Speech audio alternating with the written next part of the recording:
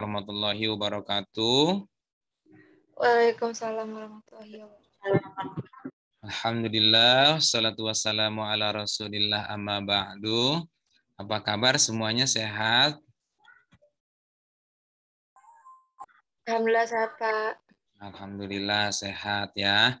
Mohon maaf ya, Bapak baru join nih ya, karena tadi ternyata paketannya nggak cukup, takut nanti mati di tengah-tengah. Pas Bapak cek ternyata sisanya tinggal 1,74 giga. Khawatir kurang. Jadi Bapak tadi pergi isi dulu paketannya ya. Sekarang insya Allah sudah aman. Mau sampai subuh juga aman ya. Baik, Bapak absen terlebih dahulu ya. Dita Nur. Hadir, Pak. Mega. Hadir, Pak. Ajeng. Ajeng ada? Hadir, Pak. Salsa. Hadir, Pak. Listia. Hadir, Pak. Nurul. Hadir, Pak. Rosiana. Hadir, Pak.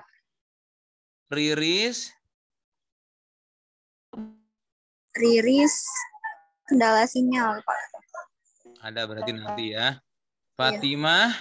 Hadir, Pak. Alicia. Hadir, Pak. Khairunisa. Hoirinisa juga kendala sinyal, Pak. Ya, Tapi oke. join. Nanti kita coba ya. Amelia. Hadir, Pak. Nur Aini. Hadir, Pak. Ameliani. Hadir, Pak. Ibad. Der. Safiratun. Hadir, Pak. Ibad kayaknya pakainya sama kayak Bapak itu coraknya. Ya, motifnya. Enggak, Pak, beda. Beda. Nah, Manda. Manda? Enggak ada? Belum hadir. Belum. Dewi? Hadir, Pak. Fauzia? Hadir, Bapak. Indriani? Hadir, Bapak. Iqbal? Iqbal? Rahul? Hadir, Pak. Irma? Hadir, Pak. Putri? Hadir, Pak. Alma? Hadir, Pak. Ya udahlah, kalau enggak. Diansyah? Adiansyah izin sakit, katanya, Pak. Masih izin sakit gimana sih? Sakit atau izin? Sakit, katanya. Ya udah sakit aja, jangan izin sakit ya. Baik, Bapak stop. Bapak coba save dulu. Ya. Di save terlebih dahulu. Kita coba simpan.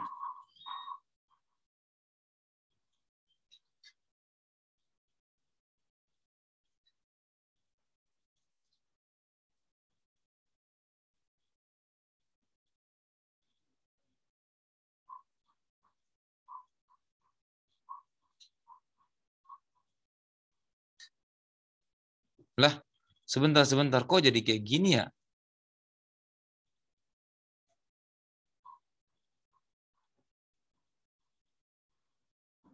Kok ini di AIS? Bentar. Oh, iya, bentar.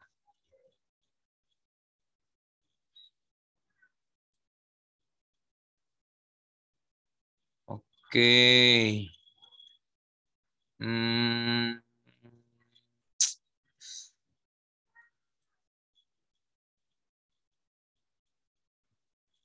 Baik ya, baik semuanya sudah aman ya. Baik, kita mulai pertemuan kita. Sekarang masuk pertemuan yang ke-12 ya. Pertemuan yang ke-12 di mana kita akan mulai praktek model integrasi 4 STMD. Berikutnya minggu depan kita praktek yang tipe Bukhari. Baik ya. Dan karena memang seperti yang sudah Bapak sampaikan, pas STMD nggak akan selesai, hanya satu pertemuan. Jadi Bapak cicil tuh dari minggu pertama, kedua, ketiga, sampai kemarin tugas yang ke-6 ya. Bapak perintahkan kalian semuanya untuk menyelesaikan tugas-tugas tersebut. Nah, dari tugas-tugas itulah yang akan langsung dicocokkan nanti dengan model yang akan kita terapkan.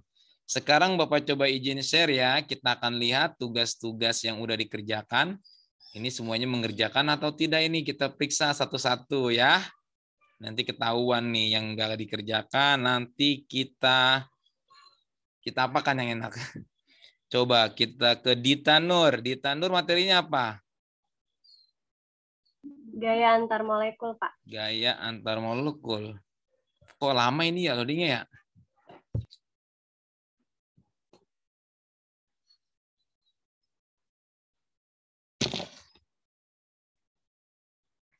Oke, baik. Ini sepertinya sudah lengkap ya, Dita ya. Ada semuanya, tugas 1, 2, 3. Oke, baik. Selanjutnya, Bapak ke Mega apa materinya? Kimia organik, Pak. Kimia organik nih nanti ke Pak Dedi nih. Wah, ini udah juga ya, bagus ya. Kita coba periksa tugas dari Ajeng. Ajeng apa materinya? Saya makromolekul, Pak. Makromolekul. Oke, sudah juga ini materinya. Kita lanjut ke lama banget ya. Salsa materinya apa? Tentang koloid, Pak. Tentang koloid. Oke, baik. Ini sudah ada dokumennya. Selanjutnya Listia materinya apa? Kimia unsur, Pak. Kimia unsur. Kimia unsur. Baik ya. Selanjutnya ke Nurul Afifah apa materinya? Biokimia, Pak, tapi yang lemak sama vitamin. Oh, lemak dan vitamin. Iya. Dua-duanya diambil itu ya. Berikutnya Rosiana, materinya apa? Sejarah kimia, Pak. Hah? Sejarah kimia. Oh, sejarah kimia. Baik. Selanjutnya Riris. Ya, Riris. Riris materinya apa? Riris sudah bergabung. Halo. Riris sudah join, cuma Mana? belum Suaranya nggak ada. sinyal kan, Pak. Susah Materi tentang sinyal. apa, Riris? Riris. Halo, Riris. Fatimah, materinya apa? Struktur atom, Pak. Struktur atom. Oke. Lanjut ke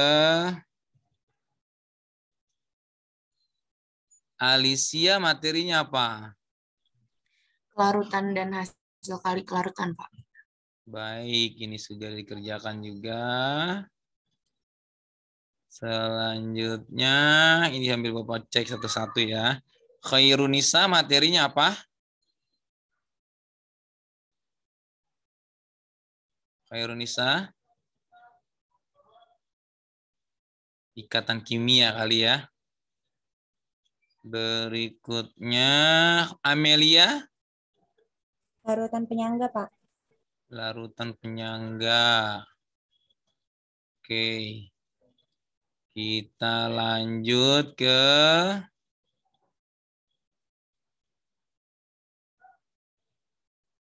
Nur Aini, apa materinya? Sifat koligatif larutan, Pak. Sifat koligatif. Tadi sama ya? Ada yang sama ya? Sama siapa, Pak? Tadi kayaknya. Ameliani Syakila. Saya tentang hidrokarbon, Pak. Hidrokarbon. Lanjut ke Aibad. Kimia lingkungan. Aibad kimia lingkungan. Oke, baik. Berikutnya Safirotun. Materinya apa? Tentang senyawa benzen, Pak. Benzen, ya, baik. Safirotun, benzen. Lanjut ke Manda apa Manda? Manda apa materinya? Halo Manda.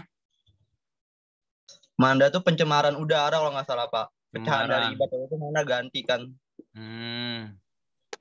Kalau nggak salah ya, Pak. Manda. Dewi Linda. Tentang radiokimia, Pak. Tentang radiokimia. Oke ya. Selanjutnya. Bentar, lama ya. Fauzia apa? Saya korosi, Pak. Korosi. Oke, sudah juga.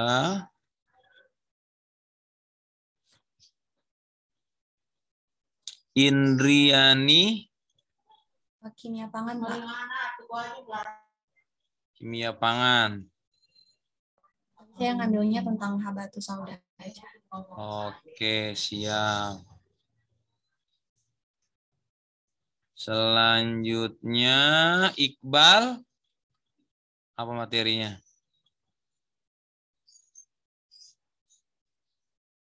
Ada, sudah tugasnya. Rahul. Rahul tentang biokimia, Pak. Tentang biokimia. Biokimianya apa materi konsepnya? Sekitar mungkin di hereditas, Pak.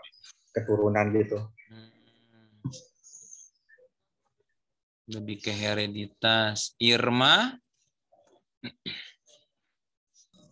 Larutan elektrolit. Larutan elektrolit. Baik, ada sudah tugasnya Irma. Berikutnya Putri. Putri apa? Kesetimbangan kimia, Pak. Kesetimbangan kimia. Oke. Selanjutnya Alma. Asam basa, Pak. Asam basa.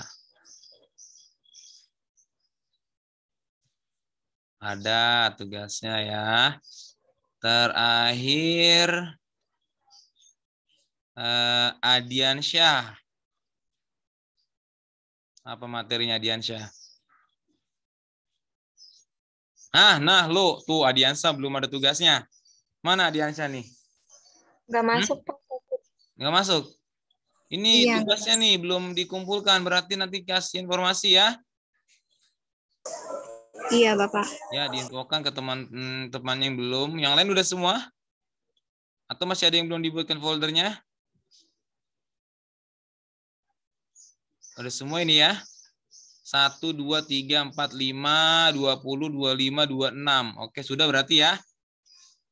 Baik, kalau sudah semuanya, berarti sekarang kita akan coba bahas satu persatu ya. Tapi kayaknya nggak mungkin semuanya juga. Coba Bapak pilih. Tadi Fatimah apa materi tadi Fatimah? Atom, Pak. Hah? Struktur atom. Oh, struktur atom. Baik. Nah, baik ya. Sebentar dulu, sebentar. Bapak screenshot dulu. Kayaknya bagus nih gambarnya. Bentar. Bentar ya. Bapak screenshot dulu nih. Bentar. 1, 2, 3. Jangan hilang itu. Ada yang hilang. Sebentar. 1, 2, 3. 1, 2, 3. Bentar ya. Bapak kirim dulu. Ini Bapak bagus momennya nih. Bentar dulu ya. Mana sih? Ke Listia. Listia. Mana Listia? Ini ya. Oke. Nah.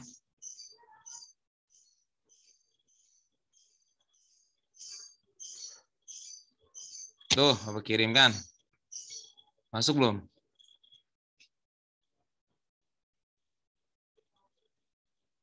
Udah masuk ya? Baik, coba sekarang kita akan lihat satu persatu tugasnya. Baik, materinya Fatimah Nur Azizah. Tentang struktur atom. Itu tugas yang pertama. Tugas yang kedua. Buat masing-masing peta konsep dari materi ini. Buku siapa yang pertama? Buku Raymond Chang. Raymond Chang. Oke, buku yang kedua? Buku Dinar, siapa tuh? Hah? Dinar Idol? Enggak, Dinar Maftul. Siapa tuh? Nah itu Dinar Maftul Fajar. Oke, berikutnya. Ini bagus nih bukunya kayaknya. Tapi bagusan buku Bapak sih. Berikutnya, bukunya? Pas Sunaria Yayan. Yayan mana? Yayan Sunaria. Mana sih namanya? Oh ini. Oh ini ya. Yayan Sunaria ini dosen Bapak ini. Ya. Oke, berarti 3 buku ya. Sekarang kita lihat peta konsep masing-masing buku. Ada nggak ya? Kita cek ya. Ini buku Chang. Buku Chang, peta konsepnya. Ini oke. Lanjut ke bukunya Fajar tadi ya. Buku kedua ya. Iya, Pak. Nah, ini bagus ini isinya ini ternyata. Perspektif Al-Quran. Ada Az-Zalzalah, Surat Yunus. Wah, keren nih kayaknya bukunya nih. Tapi nanti bagusan bukunya Bapak lah ya. Siap, ditunggu, Pak. Fatimah Sunaria, oke. Peta konsep sudah. Lanjut. Tugas berikutnya adalah peta konsep gabungan. Kita cek. Nah, ini. Lah, lu. Kok makin sedikit peta konsep gabungan? Kan digabung, Pak. Hah? Maksudnya dikerucutin gitu sama saya. Dikerucutin gimana? Nggak bisa dikerucutin lah. Yang namanya gabungan mah coba misalkan nih. Di sini ada atom, teori, Demokritus, John Dalton udah 4, 5, 6, 7, 8, 9, 10, 11, 12, 13, 14, 15. Udah 15 nih ya. Sekarang kita lihat di sini yang belum ada tadi apa? Yang belum ada itu yang Al-Quran berarti masuk ke dan nanti Al-Qur'annya ada di struktur atom. Mana struktur atom nih? Berarti nanti di sini ada tambahkan Al-Qur'an. Terus berikutnya ada John Dalton. Nanti di peta konsepnya ada Quran surat Saba. Nanti di Thomson ada Yunus. Di Rutherford ada Yasin. Di proton neutron ada Azariyat. Di atom ada Az-Zalzalah, ya kan? Iya.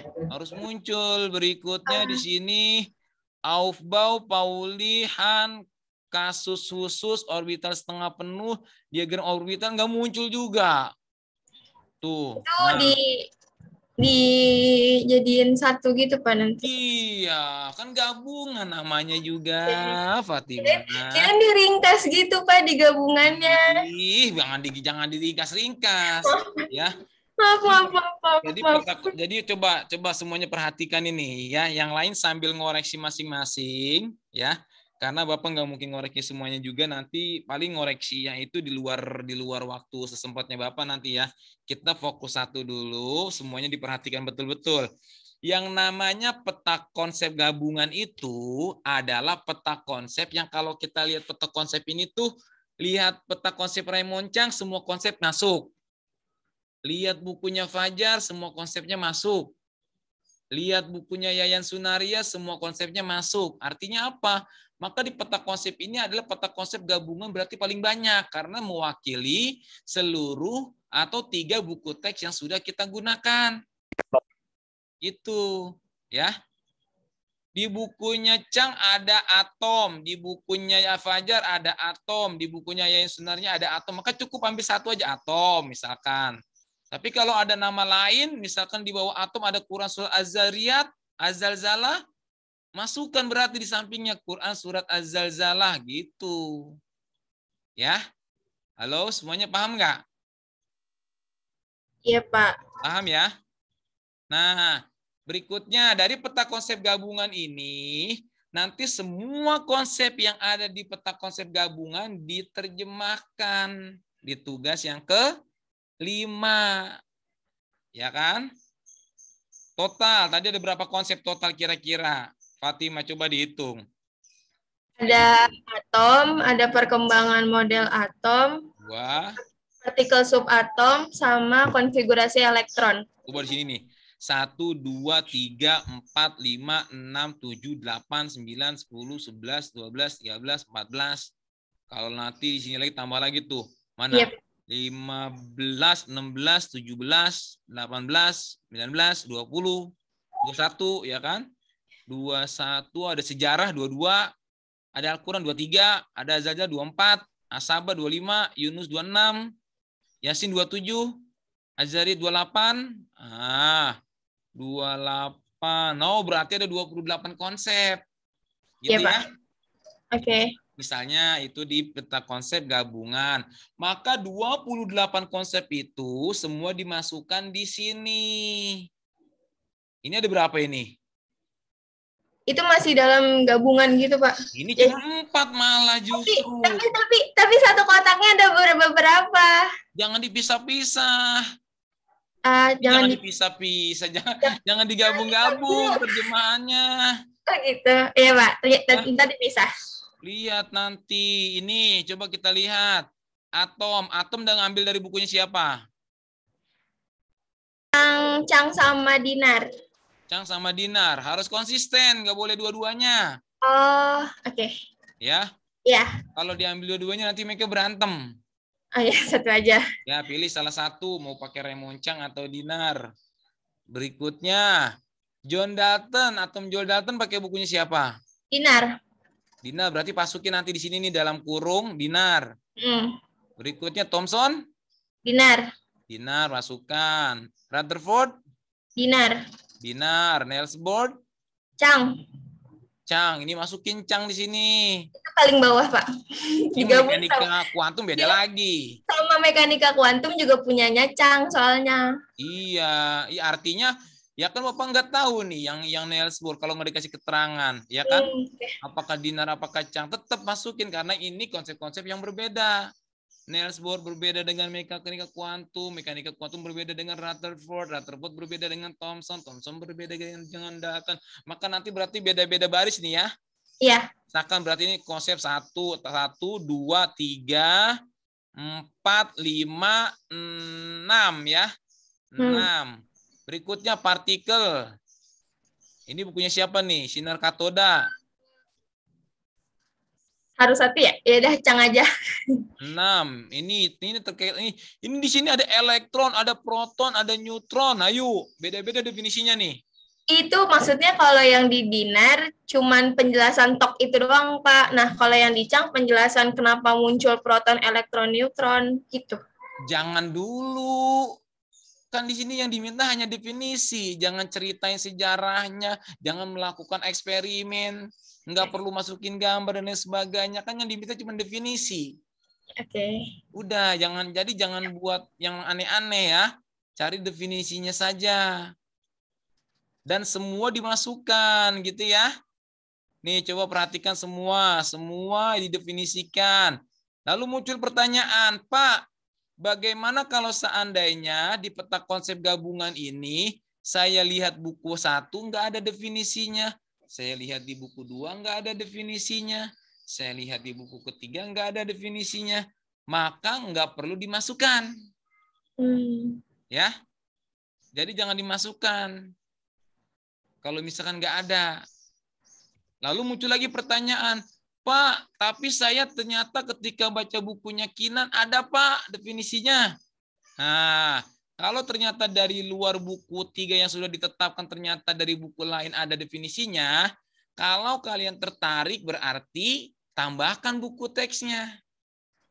Ulangi dari awal yang tadinya 3 menjadi 4. Peta konsepnya lagi dibuat ulang lagi, buat buku yang keempat.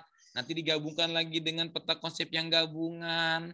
Baru dimasukkan definisi dari buku tersebut. Pak, saya senang juga Pak pakai Petrucci. Ya berarti 5 bukunya. Ya, ada definisi di Petrucci Pak, silakan. Artinya apa? 3 itu minimal. Ya, Jadi 3 buku teks itu adalah minimal, 3 buku teks itu adalah standar. Pak, saya nggak dapat di buku, Pak, tapi definisinya ternyata dapatnya dari jurnal, dari artikel, dari koran, dari rekaman YouTube misalkan. Nggak apa-apa dimasukkan. Cuma dari artikel atau mungkin koran atau mungkin paper atau mungkin YouTube yang sudah kalian tonton, tetap dimasukkan dari awal, dilihat linknya dan lain sebagainya, atau jurnal judulnya apa, dibuat peta konsepnya, tetap ya, dimasukkan ke peta konsep gabungan, baru diambil definisinya. Halo, paham sampai sini? Paham. Paham ya? Nah, gitu ya. Jadi silakan kalian. Nah, jangan sampai ada juga yang kadang-kadang pakai buku teksnya itu Remoncang. Buku teksnya itu Fajar. Buku teksnya itu Yayan Sunaria. Kan 3 buku teks nih, ya kan? Lalu dimasukkan peta konsep gabungan kan dari 3 konsep tersebut kan, dari 3 peta konsep tersebut kan. Tiba-tiba ketika memasukkan ke definisi sini, ternyata pakai buku Petrucci. Nggak boleh. Kalau memang kalian dari awal nggak menetapkan Petrucci sebagai buku teks utama, jangan dimasukkan definisinya. Ya. Jadi kalian hanya bermain di 3 buku itu aja. Kalau udah ditentukan 3 buku itu, ya udah main di situ aja. Jangan ditambah-tambahin, jangan dikurang-kurangin. Ya. Kecuali tadi yang Bapak sampaikan, kalau memang kalian mau tertarik menambah, maka mau tidak mau dari awal dibuatkan peta konsep ulang lagi, dibuatkan peta konsep gabungan lagi, dan lain sebagainya. Artinya lebih capek. Ya saran Bapak, kalau ada yang mudah, kenapa cari yang sulit? Nah, kan begitu kira-kira ya. Kalau hanya diminta 3, ya udah 3 aja. Kalau sudah ditetapkan Remoncang, Dinar, sama Yayan Sunaria, ya udah lihat 3 buku itu aja. Lihat di peta konsep gabungan, ada nggak definisi dari 3 buku itu? Yang nggak ada definisinya, udah jangan dimasukkan, jangan dipaksa. Halo, paham sampai sini? Paham. Nah, selanjutnya tugas yang berikutnya yang ke... Pak, maaf, izin potong. Kan ini yang sejarah kata Bapak sebelumnya. Nah, itu ada di akhirnya ada pengertian dari proton, neutron, elektronnya juga, Pak. Itu tetap dimasukin aja nggak apa-apa kan? Ya, dimasukkan aja. Jadi fokusnya saya di definisinya aja, berarti sejarahnya dihilangin. Oke, betul. Ya, yang penting yang ada definisinya. Karena kalau ngomong sejarah, apa definisinya? Nggak ada. Maka kalau proton ada definisinya, elektron ada definisinya, neutron ada definisinya, gitu ya. Oke, baik. Paham sampai sini ya? Selanjutnya kita masuk ke tugas yang berapa sih? Ke-6 ya? Nah, yang ke-6. Yang ke-6 itu berarti integrasi. Nah, dari masing-masing konsep yang sudah kita definisikan ini, yang sudah kita gunakan referensinya, Remoncang, Fajar, sama Yayan Sunaria, lalu kita cari Islamnya. Pak, Islamnya apa saja? Nah, berdasarkan pedoman dari Kementerian Agama untuk seluruh perguruan tinggi yang ada di Indonesia, dikatakan integrasi 1, ada Al-Qur'annya. 2, ada hadisnya. 3, ada akidah akhlaknya. 4, ada fikihnya. 5, ada akidah. Tadi akidah sudah. SKI-nya. 6, keislaman lain. Kauniyah, fenomena. 7,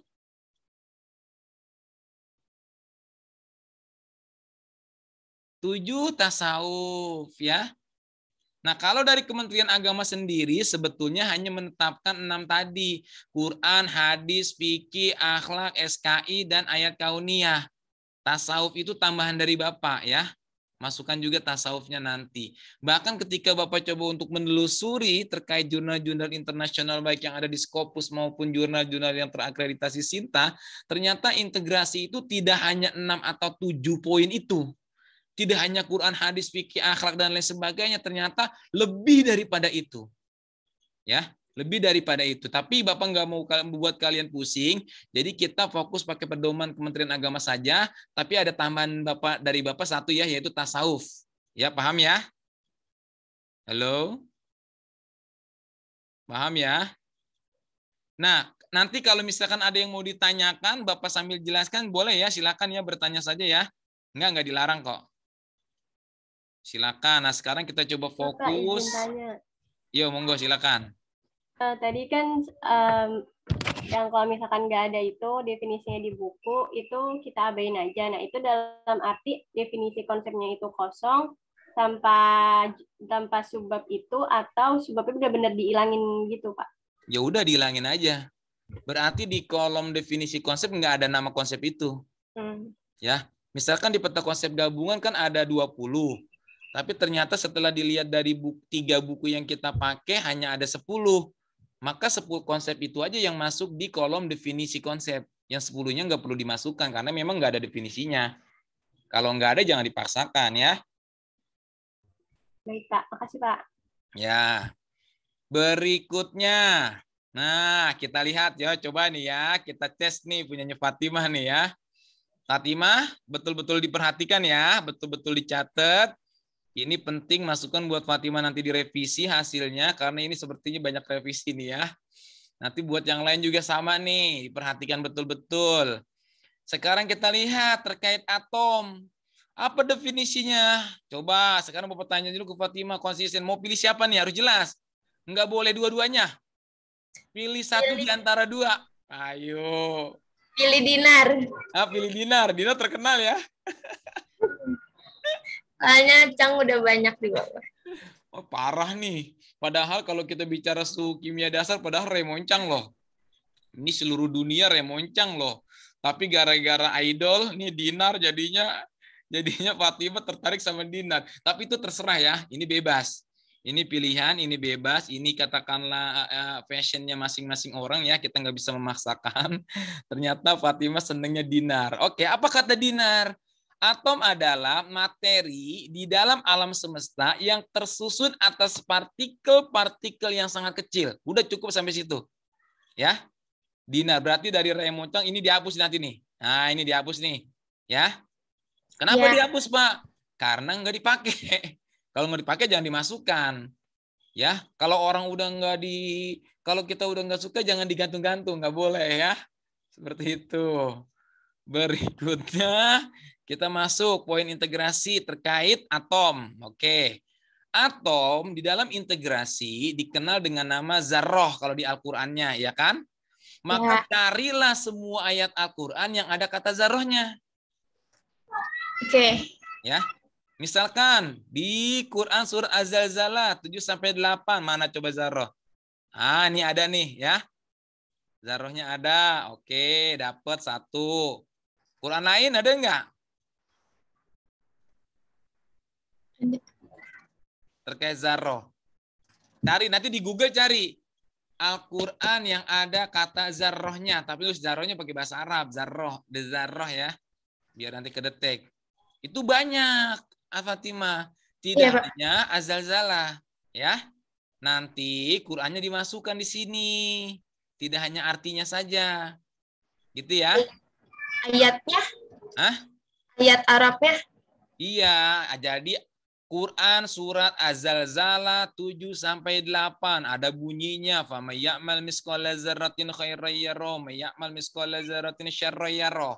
Artinya gitu ya. Barang siapa yang mengerjakan kebaikan sebesar zarah, niscaya dia melihat balasannya, dan barang siapa mengerjakan kejahatan sebesar zarah, niscaya dia akan melihat balasannya. Titik. Quran surat. Nah, gitu jelas kan? Nanti ada Quran lagi, cari terkait zarah, masukkan lagi yang ada zarah-zarahnya. 1, itu catat yang pertama. Berikutnya yang kedua, hadisnya. Ada nggak hadis tentang zarah? Ini. Demi Allah, wahai Rasul, aku merasa tidak memiliki kelebihan kebaikan apapun, maka saksikan bahwa mulai hari ini para budak itu adalah merdeka. Mana kata zarahnya? Oh, bukan arti dari itunya ya, Pak. Hadisnya. Arti dari apa? Ya, maksudnya penjelasan dari hadisnya. Maksudnya penjelasan gimana coba?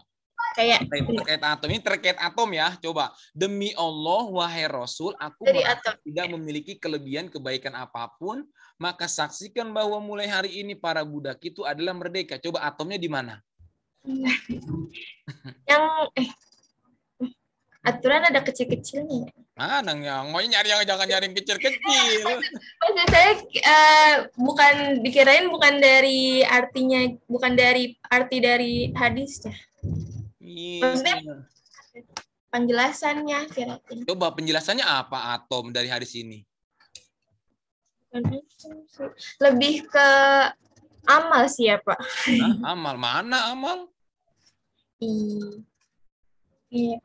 Kalau ngomongin amal malah banyak hadis lain yang terkait amal. Kayak amal baik dan buruknya gitu. Nah, baik. Coba sekarang perhatikan.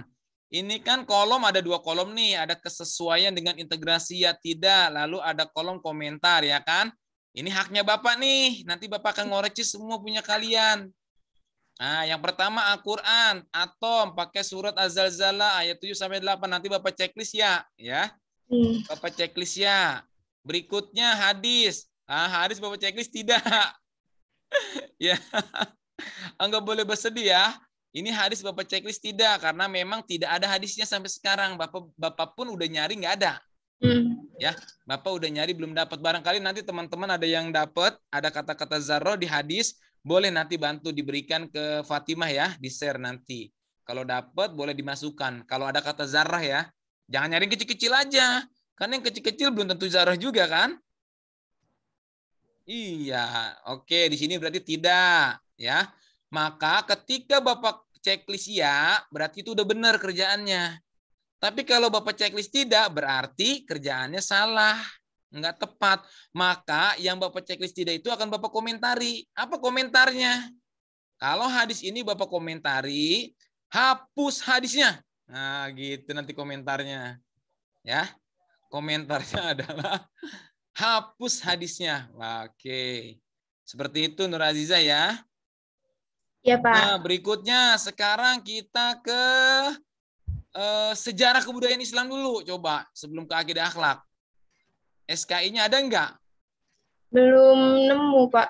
Hah? Belum nemu. Di sejarah kebudayaan. Sejarah atom. Kebudayaan. Sejarah atom. Yang ilmuwannya semua. Yang beberapa ilmuwan itu. Ya. Oh. Nah, sejarah atom itu kan Bapak sudah menjelaskan tuh dari awal kontrak kuliah juga kan pada saat mancing-mancing kalian tuh terkait IP, ya. Jadi ada 2 perspektif terkait atom. Ada yang mendefinisikan berdasarkan bukti awal terciptanya alam semesta. Ya kan? Itu yang pertama. Ada lagi bukti yang berdasarkan penemunya dari atom sendiri. Ya kan? Di situ. Nah, sekarang kita lihat yang pertama sejarahnya. Kalau dilihat dari sejarah proses penciptaan alam semesta itu kan ada di Quran surat Al-Anbiya ayat 30. Coba Fatimah rekam suara Bapak, khawatir nanti lupa. Sebentar. Disiapkan rekamannya biar nanti dimasukkan ke revisi agar kesesuaian integrasi Bapak checklist ya, agar tidak di checklist yang tidak ya. Kalau dikomentari nanti lama komentarnya panjang. Sudah siap direkam? Sudah. Oke, baik ya. Nah, jadi terkait atom sejarahnya itu ada 2 perspektif. Yang pertama dari proses penciptaan alam semesta yang dijelaskan dalam Quran surat Al-Anbiya ayat 30. Dan itu sudah Bapak jelaskan melalui teori Big Bang, ya kan? Nah, dari teori Big Bang Quran surat Al-Anbiya ayat 30 tersebut, atom yang pertama kali tercipta itu hidrogen, yang kedua helium, dan diikuti oleh atom-atom yang lain. Mengikuti peristiwa cosmic ray, small star, large star, supernova, dan lain sebagainya. Ya, itu nanti bisa cek di Google Scholar, Bukhari Muslim di Google ya. Nanti ambil yang judulnya Kimia dalam Perspektif Islam. Boleh kopas dari sana. Yang penting sumbernya dimasukkan. Itu sumber yang pertama. Lalu yang kedua berdasarkan perspektif penemunya. Ilmu kimia itu ditemukan oleh Jabir bin Hayyan, orang Islam. Ya kan? Jabir bin Hayyan itu orang Islam, penemu ilmu kimia. Kata alkimia berasal dari bahasa Arab. Alkimia.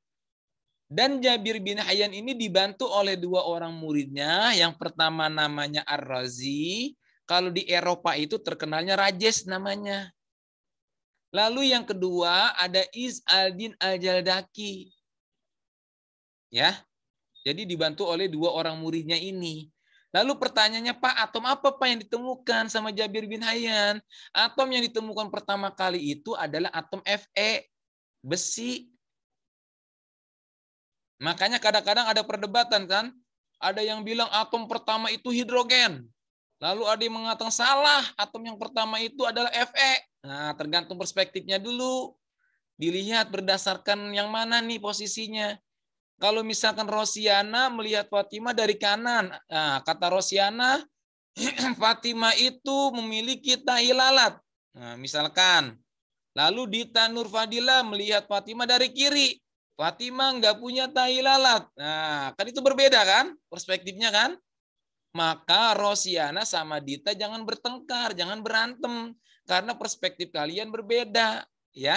Perspektif kalian berbeda, keilmuan berbeda, dan semuanya berbeda. Makanya kadang-kadang Bapak mengajarkan terkait toleransi beragama buat kalian. Ini terkait WA-nya Rosiana nih ya. Toleransi beragama Bapak belum balas karena banyak banget WA. Ya, ratusan. Jadi Bapak cuma buka-buka lupa balas. Ingat sedikit terkait toleransi. Ya, terkait toleransi, bahwa toleransi itu sejatinya sebetulnya hanya dua kunci, hablum minallah dan hablum minannas. Hablum minallah, tauhidnya kita kuatkan diri kita berpedoman kepada Al-Quran dan hadis, kita yakin semua pengetahuan dari panca indera, akal dan lain sebagainya, lalu ada hati, ada wahyu, ada intuisi, ada mauna, ada karoma, irhas dan lain sebagainya. Lalu hablum minannasnya itu kita silakan mau bergaul dengan siapapun boleh, ya. Dan ketika dalam konteksnya Indonesia, maka ketika dikatakan bahwa landasan hukum kita itu atau pedoman kita itu Pancasila dan undang-undang, maka itu menjadi final. Kita bukan lagi berpedoman ke Al-Quran, bukan lagi ke hadis kalau sudah bermoderasi beragama. Maka gunakan Pancasila dan undang-undang. Ya kan? Karena ini Indonesia. Tapi kalau Rosiana nanti berangkatnya ke Arab Saudi, beda lagi. Rosiana berangkatnya ke Turki, ya beda lagi. Kalau versinya Indonesia, moderasi beragama itu, Pancasila dan undang-undang sudah final, selesai. Mau nanti kita berteman dengan Katolik, mau dengan Protestan, mau dengan Hindu, mau dengan Buddha, mau dengan Konghucu, silakan boleh. Bahkan Bapak aja dapat kiriman tuh setiap perayaan-perayaan, ya. Kemarin dari teman-teman dari Konghucu dikirimin kue-kue, nggak, Bapak makan aja, nggak apa-apa kok, sehat. Makanannya enak, ya kan? Teman kita mau berteman dengan siapapun, Rosiana monggo silakan. Yang penting tadi pesan Bapak, jangan sampai Rosiananya yang terpengaruh, ya. Kuatkan tauhidnya dulu. Pedoman Quran itu harus benar-benar dipegang dan hadisnya. Kalau diri kitanya udah kuat, sudah istiqomah, insya Allah berteman dengan siapapun kita tidak akan terbawa arus. Dan insya Allah justru kita yang akan mempengaruhi. Seperti itu ya. Nah, kembali lagi tadi ke Jabir bin Hayyan. Jadi atom yang pertama kali ditemukan oleh Jabir bin Hayyan itu adalah Fe, besi. Beda ya. Kalau di Quran surat Al-Anbiya dari peristiwa Big Bang, hidrogen dan helium, sedangkan di Jabir bin Hayyan adalah Fe, besi. Dan besi ini dijelaskan dalam Al-Quran, ada suratnya. Namanya apa? Surat Al-Hadid. Ya, Quran surat Al-Hadid. Apa artinya Al-Hadid, Fatimah? Kurang tahu, Pak. Coba bantu yang lain. Al-Hadid apa artinya? Besi, Pak. Besi. Jadi Quran surat Al-Hadid, Al-Hadid itu artinya besi. Ya, ya Fe, atom yang pertama kali diciptakan oleh ilmuwan muslim, pendiri ilmu kimia Jabir bin Hayyan. Ya. Jadi seperti itu. Bahkan kalau kalian lihat isotop-isotopnya, coba perhatikan yang paling stabil yang mana dari isotop dari Fe. Angka berapa? 56 kah? 57 kah? Coba perhatikan. Dan ketika melihat ke isotop yang paling stabil dari Fe ini, kita sandingkan dengan Quran surat Al-Hadid ada di surat nomor berapa? Lihat jumlah ayatnya berapa. Ternyata kalau kita coba korelasikan, ketemu itu ternyata semuanya. Perjuangan seorang Jabir bin Hayyan diabadikan dalam Quran surat Al-Hadid, di FE dan lain sebagainya. Suratnya ada, bukti praktikumnya ada. Bahkan tidak hanya atom ya. Jabir kan menciptakan juga destilasi, Jabir juga menciptakan asam sulfat, Jabir juga menciptakan asam nitrat dan lain sebagainya. Banyak karya-karya yang beliau hasilkan, bahkan ratusan buku. Itu terkait sejarahnya. Berarti sejarahnya ada ya. Nah, itu nanti dimasukkan sejarah kebudayaan Islam dari 2 versi. Berikutnya yang keempat. Yang keempat apa selain sejarah sebelum ke akidah?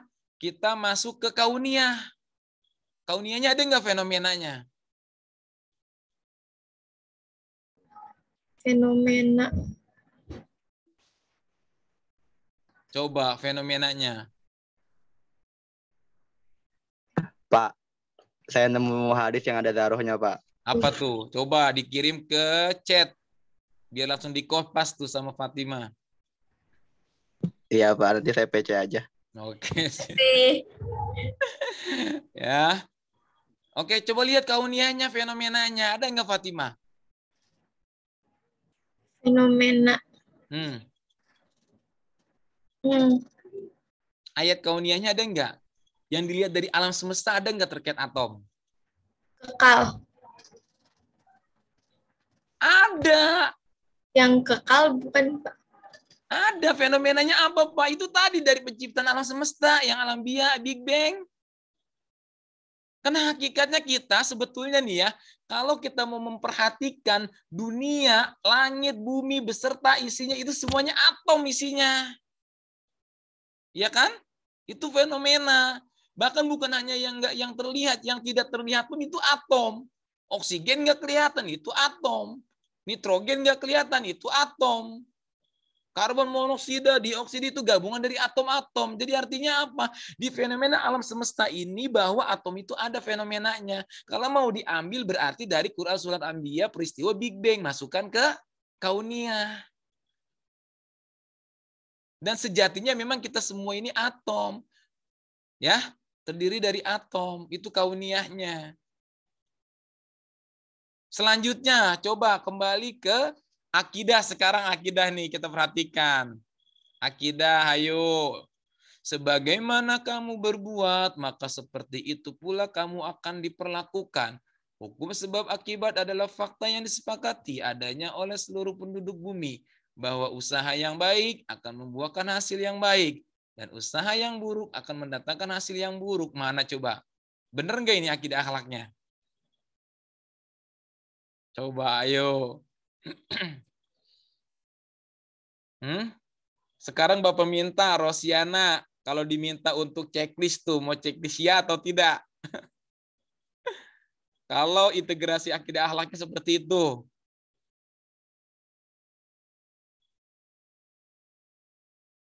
Terkait atom. Akibat faktor. Kayaknya enggak deh, Pak. Enggak tuh, Fatima ya. Tidak. Dan sekarang Rosiana tanggung jawab. Kalau komentarnya tidak, coba sekarang perbaiki. Harusnya gimana? Harus tanggung jawab lah. Siapa yang berbuat harus bertanggung jawab. Ayo. Integrasi. Ayo. Pikir sejam, Pak, integrasi, Pak. Hah? Pikir sejam dulu, Pak.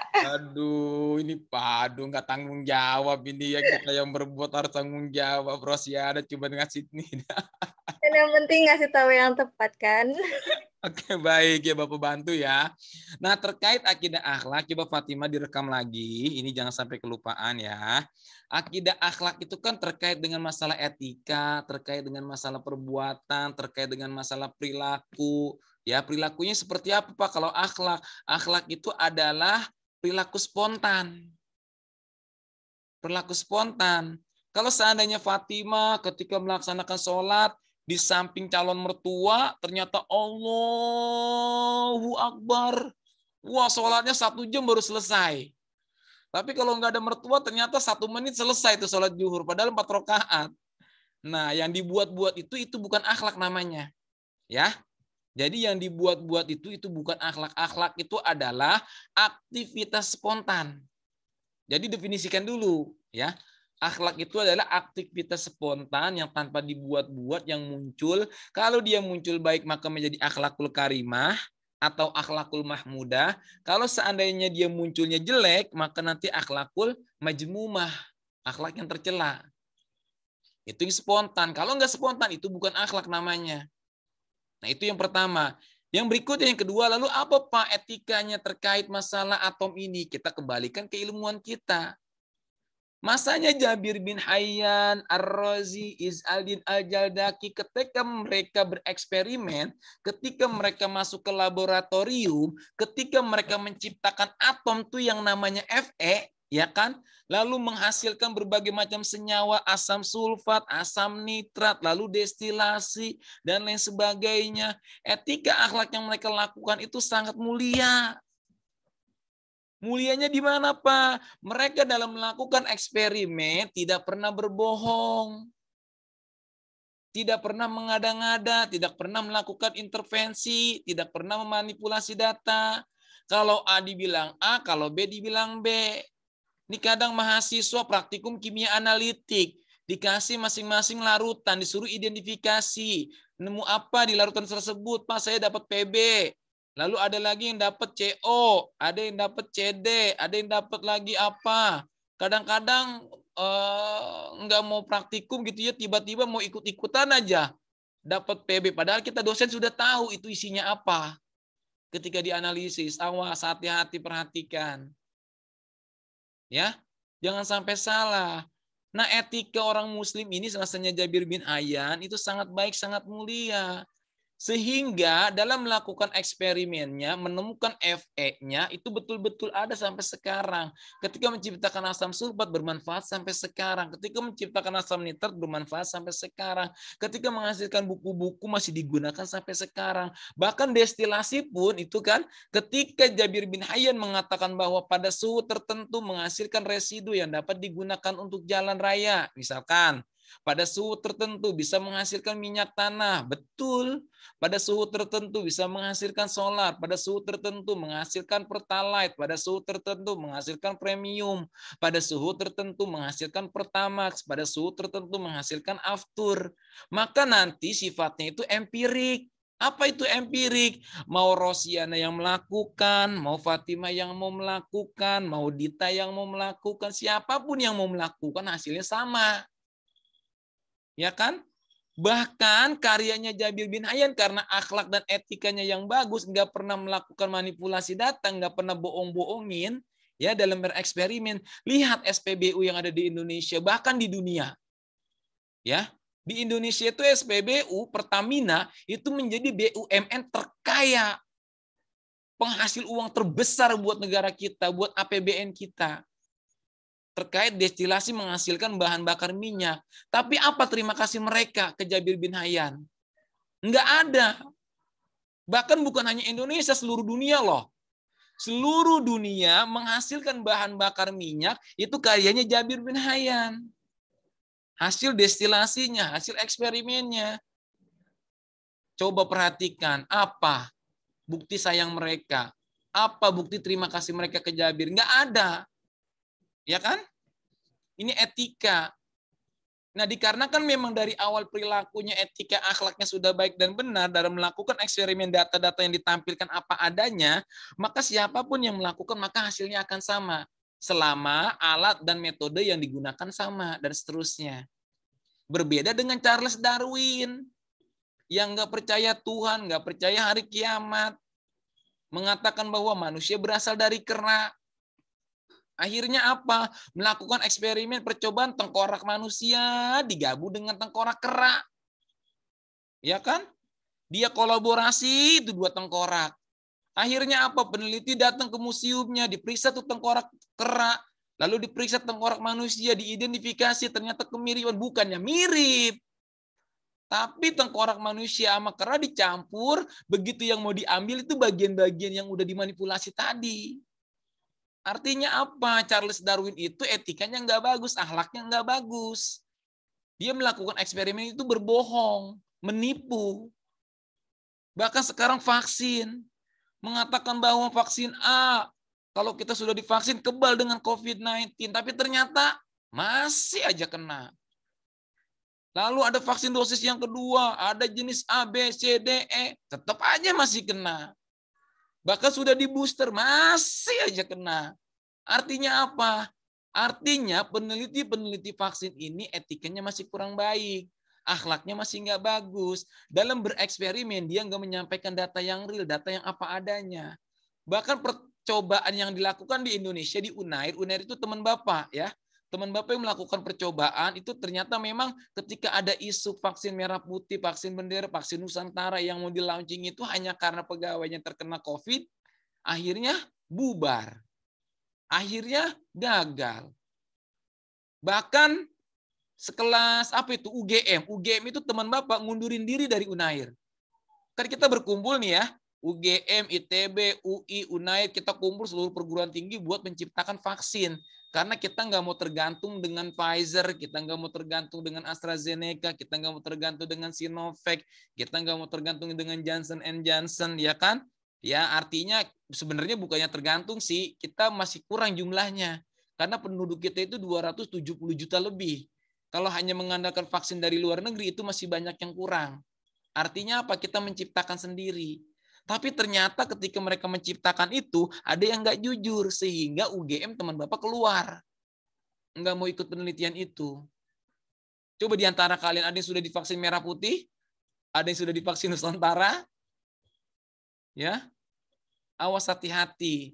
Jadi akhlaknya ya sampaikan nanti dicatat di sini bahwa ilmuwan muslim etikanya akhlaknya yang baik, dia kerjakan eksperimen menghasilkan semua data-data real yang sebenarnya, contohnya destilasi pada suhu tertentu yang bersifat empirik sehingga siapapun yang melakukan percobaan tersebut maka hasilnya akan sama dan bahkan memberikan manfaat untuk kemaslahatan umat gitu nanti ceritanya Fatimah ya.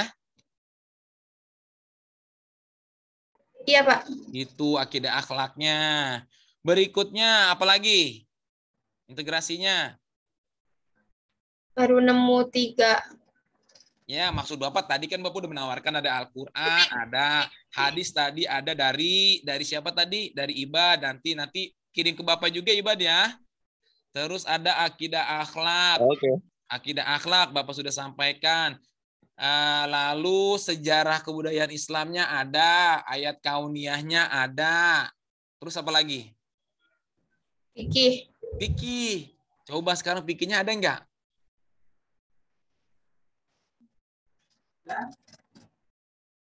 Ada fikihnya. Di mana Pak fikih-fikih itu terkait masalah hukum, halal, haram, mubah, wajib, sunnah, makruh, ya kan?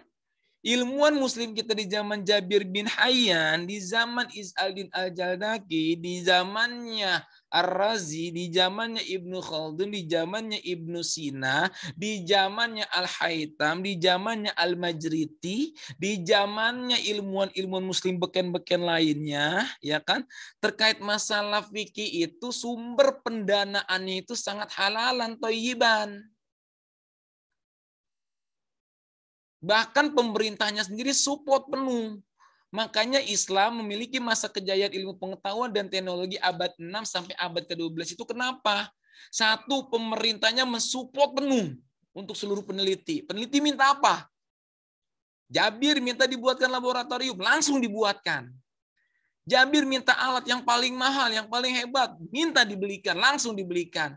Jabir minta bahan-bahan buat percobaan, langsung dibelikan bahan. Artinya apa? Ya, sumbernya itu halal. Dari zakat-zakat, ya kan, dari infak, sodako dan lain sebagainya. Dari sumber yang halal digunakan untuk membeli sesuatu yang halal, lalu bermanfaat untuk yang halal. Coba perhatikan, ya kan? Zakat, infak, sodako, wakaf halal atau tidak? Halal. Lalu ketika dibuatkan laboratorium, diberikan alat-alat menciptakan asam sulfat, nitrat, Fe, destilasi dan lain sebagainya, sekarang bermanfaat tidak? Sangat bermanfaat.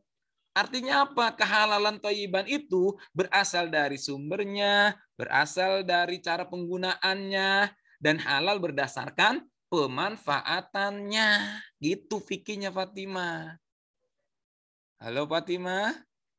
Hadir. Iya, ya. Seperti itu fikihnya. Yuk, lanjut. Sekarang apa lagi integrasinya?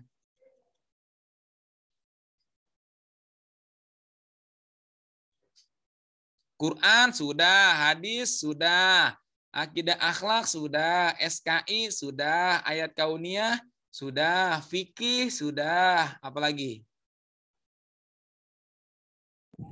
Tasawuf. Tasawuf. Coba Fatimah, tasawufnya ada enggak di atom? Sebenarnya masih agak bingung konsep tasawufnya sendiri tuh gimana sih, Pak? Nah, tasawuf itu adalah seorang hamba yang batinnya itu sangat terbuka. Hablum minallahnya itu sentral langsung. Ya. Mereka itu sangat dekat dengan Tuhannya. Dan mereka-mereka yang makhluk keahlian tasawuf ini disebutnya para ahli sufi. Ada siapa di sana pendirinya? Ada Nabi Khidir. Khidir alaihissalam. Nabinya dari nabi yang paling gagah, paling hebat, yang diutus di umat yang gagah-gagah, yang cerdas-cerdas. Siapa? Nabi Musa. Musa itu diutus ke Bani Israel itu Yahudi, Masya Allah. Keren-keren, gagah-gagah, tampan-tampan, cantik-cantik, besar-besar, gede tinggi, pinter-pinter, cerdas-cerdas. Ya minta diberikan penjelasan dikasih A, minta lagi nanya ke A dikasih B, minta B dikasih C. Kan ciri orang Bani Israel kayak gitu kan? Ya artinya apa? Khidir dikirim ke sana untuk menjadi gurunya Nabi Musa. Untuk membantu meluruskan kaum Yahudi, Bani Israel. Tapi ternyata apa? Sekelas Nabi Musa aja nggak lulus loh. Berguru dengan Nabi Khidir. Seorang ahli sufi. Seorang ahli tasawuf. Ya kan? Belum lagi Muhammad, Nabi kita Sallallahu Alaihi Wasallam. Ya Muhammad sama ahli tasawuf. Dan bahkan tidak hanya Nabi Khidir, tidak hanya Muhammad. Definisi tasawuf ini artinya mereka-mereka yang menanamkan ke dalam dirinya tauhid, menjadikan Al-Quran dan As-Sunnah sebagai pedoman hidup, memanfaatkan akal yang sudah Allah berikan sebanyak 49 kali disebutkan dalam Al-Quran, menggunakan seluruh panca indera yang diberikan, matanya digunakan untuk kebaikan, tangannya digunakan untuk kebaikan, hidung, lisan, dan semuanya dipakai buat kebaikan, hatinya tersentra percaya dengan Allah, hatinya mau terbuka, intuisinya, dia percaya dengan ma'unah, dia percaya dengan karomah. Lalu misalkan di zamannya Rasul ada irhas, lalu ada wahyu. Ya kan, mereka percaya sama Allah, mereka percaya dengan malaikat, mereka percaya dengan hari akhir. Mereka itu semua bertasawuf. Jangan dianggap bahwa Jabir bin Hayyan itu nggak ngerti Quran. Beliau hafal Al-Quran. Beliau hafal ribuan hadis. Beliau ahli sejarah Islam. Beliau itu ahli dekat ibadah sama Tuhannya. Artinya apa? Kedekatannya itu sangat dekat. Terkait tasawuf ini, terkait masalah si penelitinya. Si penemu atomnya. Bukan masalah atomnya. Atom enggak tasawuf. Ya, atom enggak bertasawuf. Yang bertasawuf itu orangnya. Orang yang menemukan. Siapa? Jabir bin Hayyan. Dan para tasawuf ini ingat jangan sampai salah mendefinisikan juga. Ketika level pada level-level juhud itu ada 3 tingkatan kan? Ada level juhud yang pertama, tingkat kedua, tingkat yang ketiga. Tingkat ketiga yang terakhir nanti yang katakanlah manusia sudah tidak hubud dunia, udah enggak percaya dunia, udah menjadikan bahwa dunia la'ibu walahun, dunia ini hanya permainan, hanya panggung sandiwara. Akhirat adalah yang kekal. Ya kan? Kadang-kadang definisi seperti itu kan ya, kita ya. Nah ini yang kadang-kadang yang salah juga, hati-hati. Mereka yang bertasawuf, lihat berdasarkan levelnya dulu. Masuk ke juhud tingkat berapa? Juhud tingkat 1 kah? Juhud tingkat 2 kah? Juhud tingkat 3 kah? Ya kan? Baru nanti dilihat lagi tasawufnya. Sudah betul-betul menjadikan Al-Quran sebagai pedoman kah? Apakah Al-Qurannya sudah hafal 30 juz? Apakah ribuan hadisnya sudah hafal? Apakah seluruh akal dan panca inderanya sudah dimaksimalkan? Apakah hati sudah terkoneksi dengan Tuhan? Apakah ibadahnya benar? Ini harus diperhatikan dulu. Kalau tasawufnya sudah benar, maka nantinya ketika kalian sampai kepada puncak tertinggi, seperti yang udah Bapak sampaikan di pertemuan-pertemuan sebelumnya, kalau kalian bertasawufnya ilmunya belum sampai, hanya baru sampai tingkat zuhud yang pertama, mengatakan bahwa sholat itu kalau ditanya dunia atau akhirat, jawabannya akhirat. Ketika ditanya rumah mewah dunia atau akhirat, jawabannya dunia. Beramal, berinfak, sedekah, wakaf, dunia atau akhirat? Jawabannya akhirat. Mobil mewah, harta benda, kekayaan, dunia atau akhirat? Dunia. Ini yang baru level yang pertama. Ya. Tapi kalau kalian sudah bertasawuf, masuk kepada level zuhud yang paling tertinggi, maka menjadikan seluruhnya menjadi akhirat. Sholat jadi akhirat, amal jadi akhirat, rumah mewah jadi akhirat, harta benda jadi akhirat, mobil mewah jadi akhirat, istri yang cantik jadi akhirat, ya, suami yang tampan jadi akhirat. Cari yang kaya, cari yang hebat, cari yang pinter, cari yang banyak hartanya. Itu orang ahli tasawuf. Dan jadikan semuanya akhirat. Lihat Rasulullah ketika menikah dengan Siti Khadijah, seorang yang kaya raya saat itu, ya kan? Digunakan seluruh hartanya itu untuk ibadah, untuk berdakwah. Artinya apa? Islam tuh harus kaya. Karena kalau kita kaya, ibadah itu lebih mudah. Misalkan Rosiana mau ngasih ceramah pengajian ibu-ibu ke majelis taklim, jaraknya 15 kilo. Ya, punyanya motor, tiba-tiba kehujanan. Coba sekarang kalau diganti dengan mobil, kan nggak kehujanan tuh, maka mobil itu jadi akhirat. Ya kan Rosiana?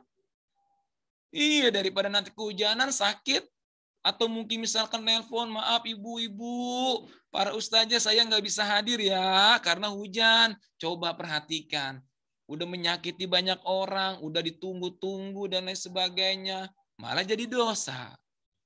Tapi kita bawa mobil yang paling hebat, paling mewah, nggak kehujanan, ya kan? Buat ikut pengajian, Bapak tuh begitu. Ya, kalian tuh harus hebat. Beli kendaraan yang paling mewah.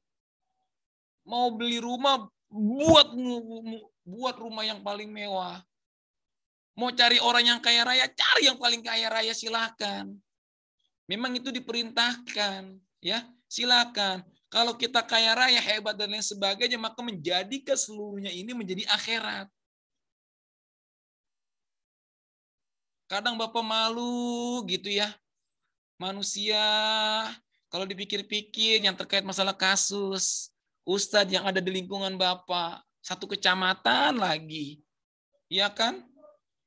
Berdakwah, menggunakan ayat-ayat manja abil hasanati falahu asru amsalihha. 1 diganti 10 Anda beramal, atau bahkan diganti 700 kali lipat, atau bahkan tahingga diganti-ganti. Artinya apa? Mereka yang bersedekah 10.000 nungguin diganti 100.000.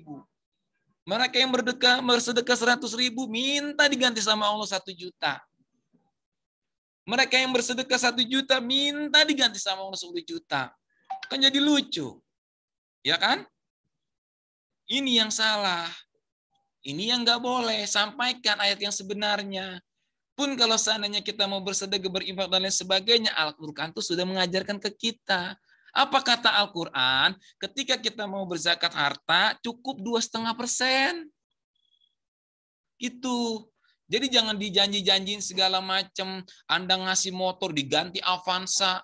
Anda mau sodako Avanza diganti Fortuner. Ya. Jadi jangan percaya yang seperti itu. Kata Al-Quran itu ketika Anda mau berinfak, mengeluarkan zakat, zakat itu hartanya 2,5%. Ya udah keluarkan 2,5%. Lalu buat siapa? Sudah ditentukan dalam Al-Quran 8 golongan. Lil fuqara'i, innamas shadaqatu lil fuqara'i, 1 wal masakin wal amilina 'alaiha wal mu'allafati qulubuhum wa fir riqabi wa ibnis sabil wa fi sabilillah ibnis sabil dan lain sebagainya, ya kan? Ketetapan 2,5%-nya sudah ditentukan. Orang yang menerimanya sudah ditentukan. Udah ikuti itu aja. Karena kalau kita terlalu mengulurkan juga khawatir nanti kecewa. Kalau kita terlalu ibaratnya nggak mau memberi juga khawatirnya jatuhnya kikir. Makanya lihat ceramahnya Prof. Quraish Shihab, guru besar kita. Ya, ulama panutan Bapak ya dari Bapak lahir itu Profesor Quraisy Shihab. Beliau itu kalau menerangkan keilmuan teorinya luar biasa, semua dijemrengin.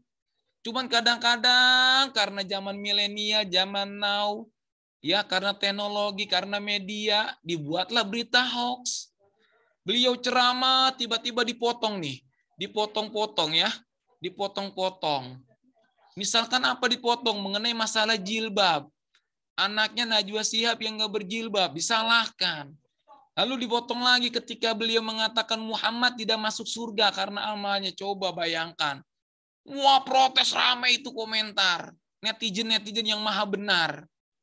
Apa kata mereka? Masa Muhammad nggak masuk surga? Muhammad kan Nabi terakhir. Muhammad kan Rasul paling sempurna. Muhammad kan masum, terbebas dari dosa. Korinnya sudah diislamkan, satu-satunya nabi yang nggak punya dosa itu Muhammad. Kenapa dikatakan nggak masuk surga? Wah, dipotong itu kan. Padahal mereka nggak lihat video fullnya gitu, ya kan? Coba kalau ngelihat video fullnya, ya Pak Quraisy itu menyampaikan bahwa memang sejatinya manusia itu masuk ke dalam surga atau neraka itu bukan karena amal.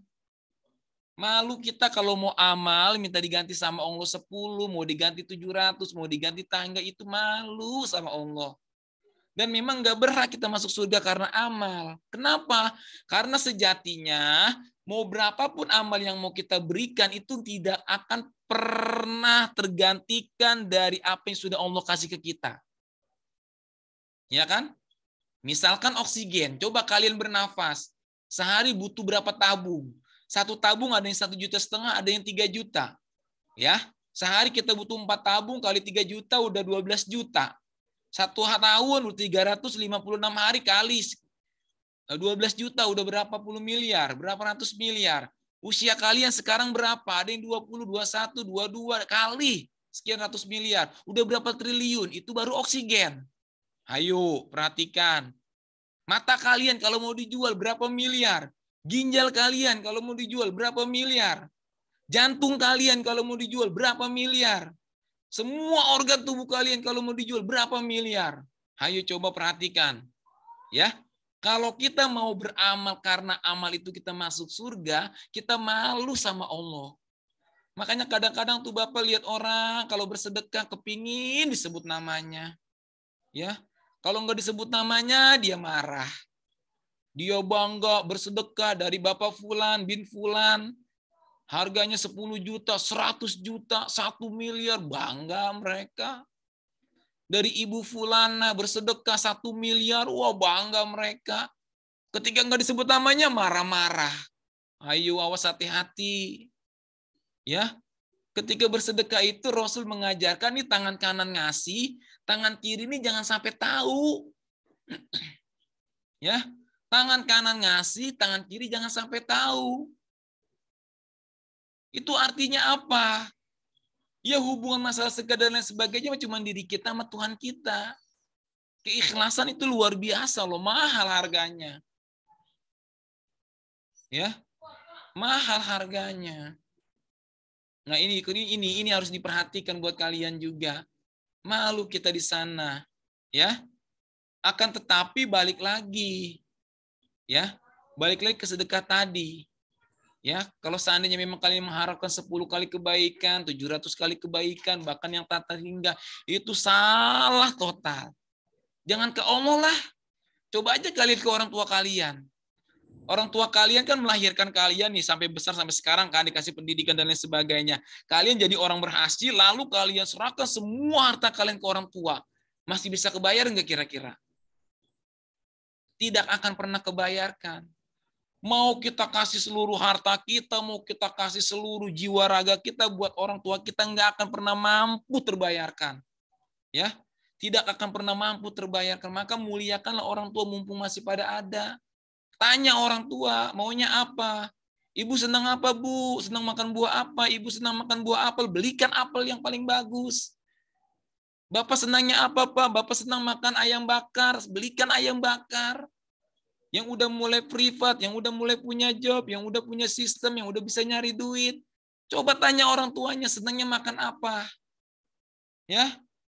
Karena kalau orang tua itu udah ridho, kalau orang tua udah bahagia, kalian tuh rasanya tuh rezeki gampang banget rasanya rezeki. Itu rekening ya. Rekening kita diemin aja di dompet, itu keisi sendiri coba.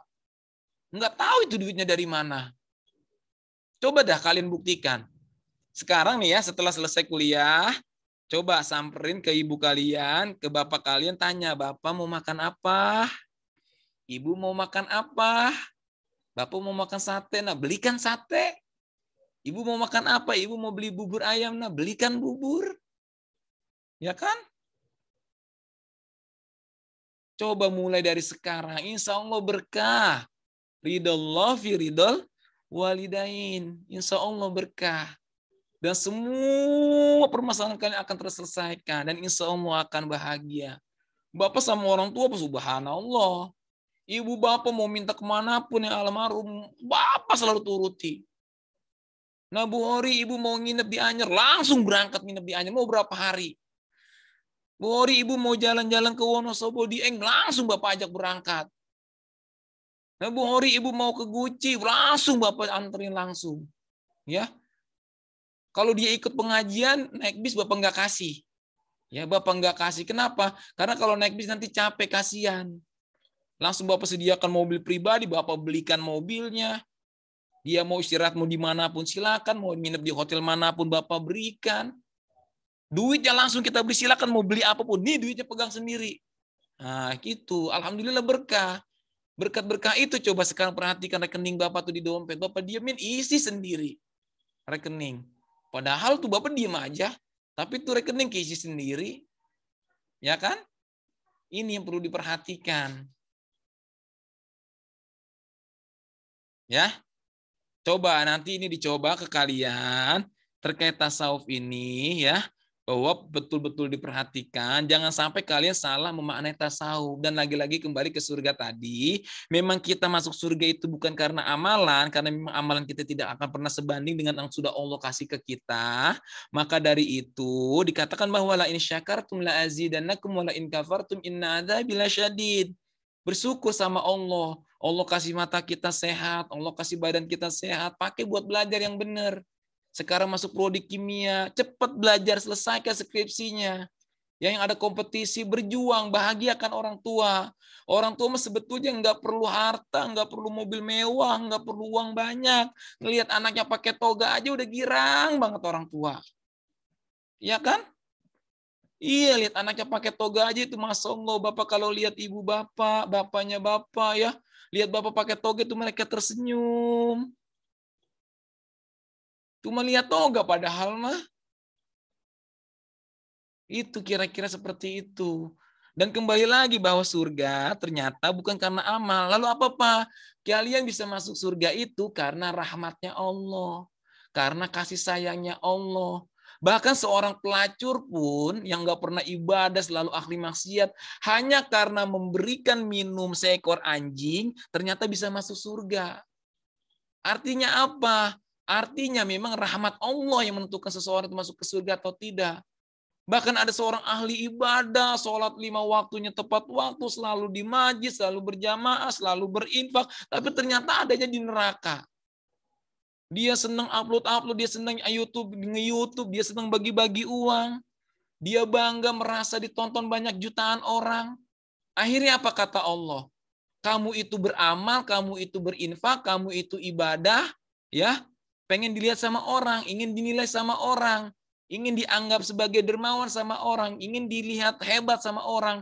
Kamu sudah dapatkan itu, maka saya akan berikan kamu ke neraka. Nah, coba lu, hayu, bagaimana kalau seperti itu?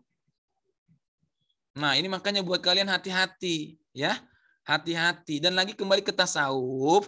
Kalau tasawufnya kita sudah benar, maka jangan pernah, awas nih, jangan sampai salah ya. Karena ada juga mahasiswa Bapak yang belajarnya itu nggak sampai tuntas. Artinya apa? Kalau belajar nggak tuntas, dianggapnya tasawuf itu nggak ngeruin dunia. Udah nggak memperhatikan dunia. Mereka tuh maunya ibadah aja. Kalau udah sholat di masjid, nggak mau bangun-bangun, jungking terus. Ya, lihat Rasulullah ketika melihat seorang sahabat ibadah. Habis sholat nggak kemana-mana, duduk aja, jikiran aja. Akhirnya apa? Langsung diberikan kampak, suruh ke hutan nebang pohon. Artinya apa? Faida qudiyatis shalah fantasiru fil ar. Kalau udah selesai sholat bertebaran, ya, bertebaran, fantasiru fil ardi. Dan cari rizki, ingat Allah, banyak berzikir kepada Allah. Dan kalau kita sudah bertasawuf, maka mulai dari kita bangun tidur, kita beraktivitas, kita mau makan, baca doa makan, Allahumma barik lana fima razaqtana wa qina adzabannar. Selesai makan, alhamdulillah ja'at amana wa saqana wa ja'alana minal muslimin. Kita mau sholat, kita berwudu dan lain sebagainya, nawaitul wudu dan seterusnya. Semuanya ibadah dari bangun tidur sampai kita tidur kembali. Bahkan almarhum Bapak itu dia tidurnya aja zikir. Beliau tuh tidurnya aja zikir. Beliau ahli syariat. Semua orang banyak yang minta tolong ke beliau. Ya, yang penyakit fisik, yang non fisik, semua sembuh sama beliau. Karena memang beliau ahli ibadah. Orang kalau tasawufnya udah benar, insya Allah, ya, menjadikan semuanya ini menjadi akhirat. Ya, akan semua menjadi akhirat. Ya, gongnya itu sebetulnya integrasi.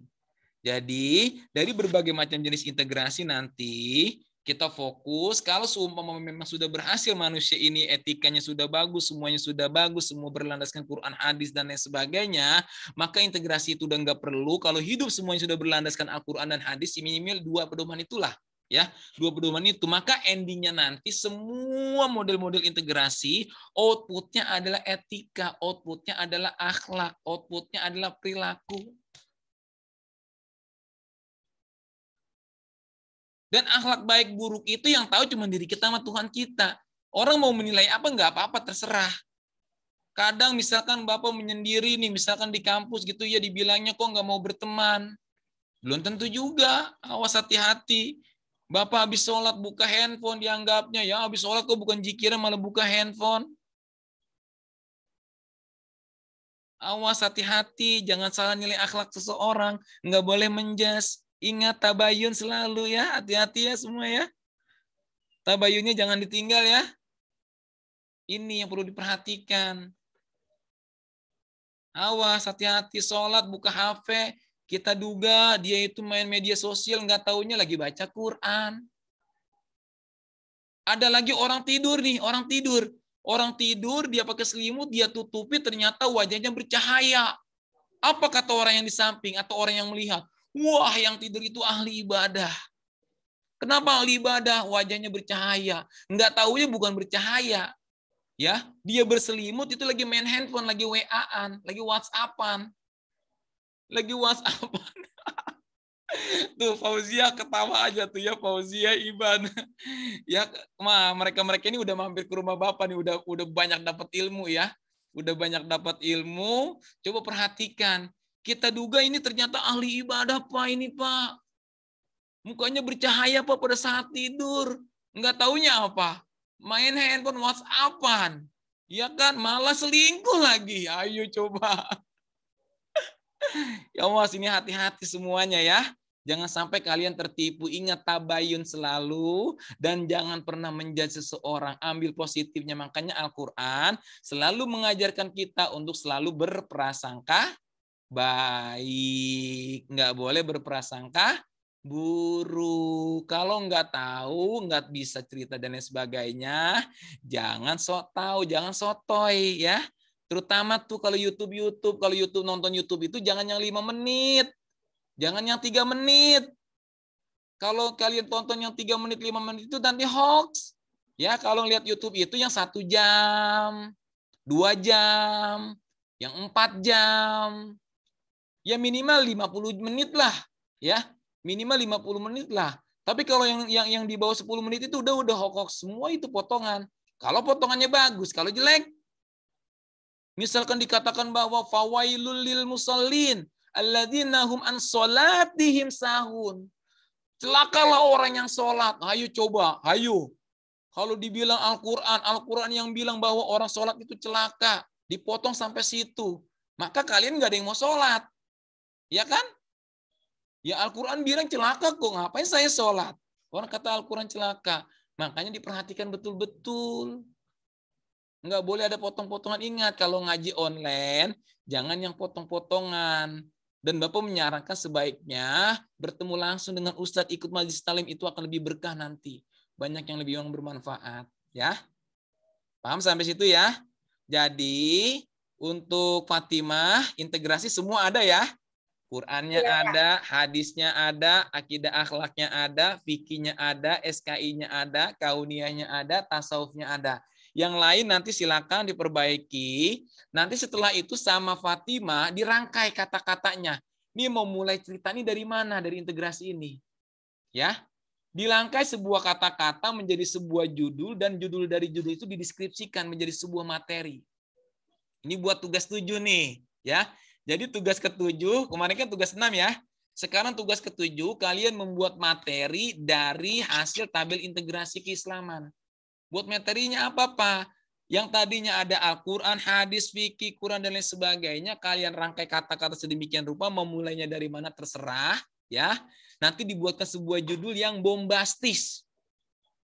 Coba perhatikan tadi yang Bapak sampaikan, yang udah Bapak jelaskan, kira-kira Fatimah. Judulnya apa yang cocok tuh dari yang Bapak jelaskan? Ayo. Atom kimia versus Islam. Atom kimia versus Islam. Boleh dicatat. Coba catat Fatimah, ya. Atom kimia versus Islam. Nah, sekarang dari yang lain coba ada masukan nggak judul yang cocok nih buat Fatimah? Barangkali bisa dipertimbangkan nanti. Bapak kan udah menjelaskan kan banyak hal ya. Jangan sampai nggak menyaksikan. Coba, ada yang mau kasih masukan? Ayo, silakan. Judulnya harus yang keren-keren ya. Anak zaman now kan biasanya tuh ada anak bapak dari pesantren dia. Dia dari pesantren bikin judul tuh bahasa Arab semuanya. Ya. Judulnya bahasa Arab, isinya bahasa Arab. Coba. Tapi alhamdulillah Bapak ngerti. Alhamdulillah ya. Bisa lah. Jadi silakan kalian yang mau bahasa Inggris silakan, yang mau bahasa Arab silakan, yang mau singkatan silakan, yang dibuat judul-judul yang milenial, yang jelas judul ini yang kira-kiranya bisa memancing orang-orang mau baca tulisannya kalian. Ya. Pak, sistematikanya seperti apa? Enggak perlu sistematika. Kalian hanya cukup tulis judul, lalu kalian deskripsikan berapa paragraf. Mau 10 paragraf, mau 20 paragraf, mau 3 paragraf, silakan deskripsikan. Dan setiap paragraf terdiri dari 4 sampai 6 kalimat. Silakan. Mau pakai 45 atau mau 56, ya nggak apa-apa, silakan. Biar nanti ada teraturlah tulisannya. Karena kalau nggak disampaikan batasan paragraf, ada juga yang 1 lembar penuh itu 1 paragraf. Nah itu jelek dilihatnya ya. Dilihatnya jelek, nggak bagus. Jadi Bapak memberikan batasan, silakan kalian deskripsikan dari judul yang udah ditentukan. Nanti silakan mau dibuat berapa paragraf terserah kalian ya. Yang jelas tiap paragrafnya boleh 45 atau 56. Biar nanti nggak ada kesenjangan gitu ya, biar dilihatnya bagus. Nah sekarang boleh Bapak kasih masukan judul buat Fatimah ya, yang kira-kira bagus ya. Nah kalau judul dari Bapak coba dicatat. Zarroh versus atom. Aduh ya. Atau atom versus zarrah. Huruf besar semua tuh. Huruf besar semua. Nanti di bawahnya ada tulisan yang apa tuh yang huruf awalannya besar, lainnya kecil. Apa tuh yang di bagian nanti ada penegasan di dalam kurung di bawahnya, mengungkap misteri kata zarrah dalam Quran surat Al-Hadid. Aduh, misalkan ya. Atau mengungkap misteri. Nah, ini terkait zarrah kan ada banyak di surat ya. Ada di Az-Zalzalah, ada di Al-Anbiya, atau mungkin di surat-surat lain. Nanti dicari terkait zarrah. Maka udah Al-Quran aja lah. Nanti jadi judulnya atom versus zarrah, huruf besar semua. Nanti di bawahnya itu ada dalam kurung, mengungkap misteri kata zarrah dalam Al-Quran. Nah, gitu judulnya. Ya. Tapi terserah Fatimah nanti. Mau pakai judulnya Fatimah boleh, mau pakai judulnya Bapak juga boleh ya. Yang jelas untuk tulisan tugas ke-7 ini, kalian Pak, lalu bagaimana Pak dengan kami-kami yang nggak dikoreksi? Masih cuma Fatimah Pak. Ya, kalian yang belum dikoreksi jangan bersedih. Ya, jangan bersedih. Nggak usah khawatir, nanti Bapak koreksi, nanti akan muncul nilai-nilai sesuai dengan kemampuan kalian. Tapi kalau nunggu dari Bapak kan kelamaan. Ya, kapan kalian mau buat materinya? Kapan kalian mau buat deskripsinya? Apalagi nanti ada susulan tugas ke-8 dan lain sebagainya. Ya kan? Maka silakan kalian telusuri sendiri terkait integrasi di Quran, hadis dan lain sebagainya. Kalian rangkai kata-kata memulainya dari mana? Silakan dibuatkan judul yang bombastis, yang jelas di sana ada judul, lalu deskripsi tulisan, diceritakan kronologi dan lain sebagainya, isi dari judul tersebut dan dimasukkan daftar pustakanya. Dan tulisannya kita sepakat pakai body note semuanya ya. Jadi pakai body note judul, deskripsi pakai body note, nanti dimasukkan daftar pustaka. Itu tugas yang ke-7. Adapun tugas yang ke-8 nanti dibuatkan video dari materi yang udah kalian buat. Ya, kan materi udah dibuat nih. Setelah materinya sudah dibuat, Iba jangan pusing ya. Iba jangan pusing. Setelah materinya dibuat, nanti dibuat video. Ya, dibuatkan videonya. Pak, apa saja Pak indikator penilaian videonya Pak? Nah, Bapak coba izin share ya. Ini udah mau maghrib juga. Nggak apa-apa ya. Ini Bapak share. Ini sudah muncul atau belum? Sudah muncul belum? Masih loading, Pak.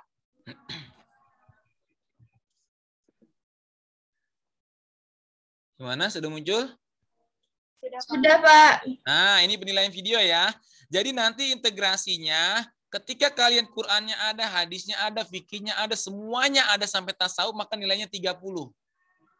Lalu untuk skrip materi nanti kalian ya, ketika membuat video, skrip sesuai tema, alur ceritanya bagus, dan original asli deskripsi tulisan dari kalian, pakai body note tadi. Untuk visual gambar nilainya 25, skrip nilainya 15. Visual gambar ini posisi terkait gambar-gambar karya, pencahayaan, dan profesionalitas talent kalian. Ya, kemampuan kalian menguasai materi. Pak, saya buat tulisan, saya buat materi, tapi saya nggak menguasai, Pak. Ya, nggak apa-apa, nanti syutingnya terparagraf kalian hafal, nanti dipotong-potong aja. Tinggal diedit. Ya, tinggal diedit-edit, dan wajah kalian harus tampil. Untuk audionya nilainya 15, menggunakan background ya, suara jelas dan sesuai dengan gambar. Artinya apa?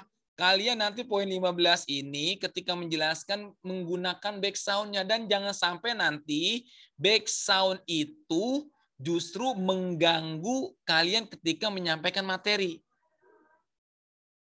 Ya, jangan sampai nanti suara background lebih besar daripada suara kalian. Pak, kapan dikumpulinnya? Nah, ini yang menarik pertanyaannya.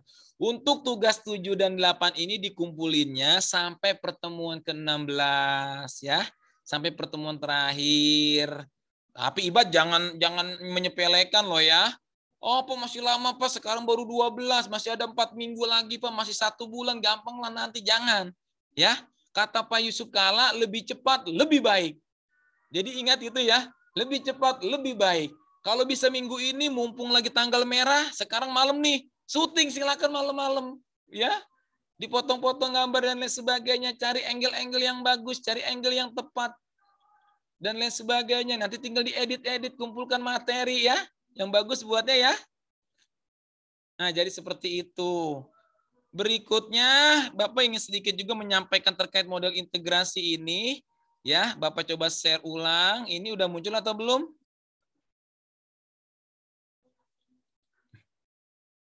Belum, Pak. Udah. Sudah? Udah, Pak. Nah, ini sebetulnya model integrasi 4 STMD dari tugas-tugas kalian dari minggu pertama, kedua, ketiga, keempat, kelima, keenam, sampai kemarin terakhir keenam ya. Sampai nanti dilanjutkan dengan tugas ke-7 dan ke-8. Itu sebetulnya hanya bagian dari 4 STMD ini. 4 STMD itu apa, Pak?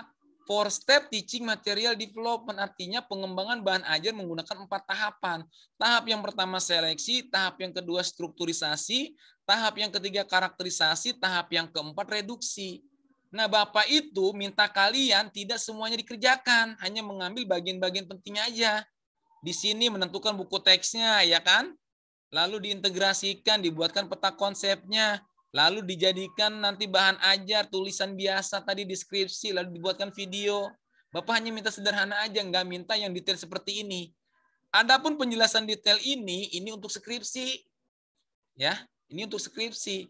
Kalau kalian tertarik yang mau skripsi, mau mengambil 4 STMD, ambil integrasi nilai, boleh pakai model ini nanti. Banyak produk-produk kakak-kakak kelas kalian yang menggunakan 4 model ini. Ya. Tapi untuk menjelaskan ini tetap nanti Bapak akan jelaskan ya, minggu depan Bapak akan jelaskan secara detail masing-masing tahapan ini, tapi menggunakan skripsinya kakak kelas kalian yang memang sudah divalidasi sama profesor. Sudah divalidasi sama banyak profesor, dan sudah disidangkan juga, sudah diuji oleh para penguji, dan sudah lulus. Jadi kita akan tampilkan semuanya ini untuk pengetahuan. Kalau kalian tertarik nanti bisa digunakan buat skripsi, kalau nggak tertarik nggak apa-apa, sekedar buat pengetahuan. Sekaligus nanti Bapak minggu depan akan menjelaskan juga yang tipe Bukhari ya.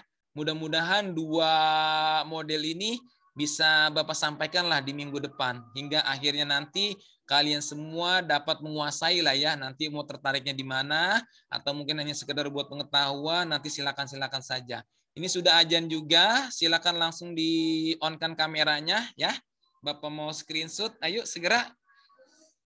1, 2, ayo Indri, Khairunisa, Iqbal, Riris. Itu Salsa Mega, kenapa berduaan aja? Khairunisa, Iqbal. Khairunisa. Sinyal, Pak, kendala sinyal. Oh, kendala sinyal, baik. Baik ya, coba semuanya wajahnya jangan tegang ya, santai ya. 1, 2, 3. 1, 2, 3. Coba Bapak kirimkan ya ke PJ-nya. Nanti Bapak kirimkan juga tugas-tugas materi hari ini semuanya ya. Oke. Baik, terima kasih semuanya karena sudah maghrib juga. Kalau mungkin ada pertanyaan silakan nanti dicatat pertanyaannya dan disampaikan di minggu depan. Ya, kita tutup dengan doa kafaratul majlis. Subhanakallahumma wabihamdika asyhadu an la ilaha illa anta astaghfiruka wa atubu ilaik. Kurang lebihnya mohon maaf. Assalamualaikum warahmatullahi wabarakatuh. Waalaikumsalam warahmatullahi wabarakatuh. Terima kasih, Pak.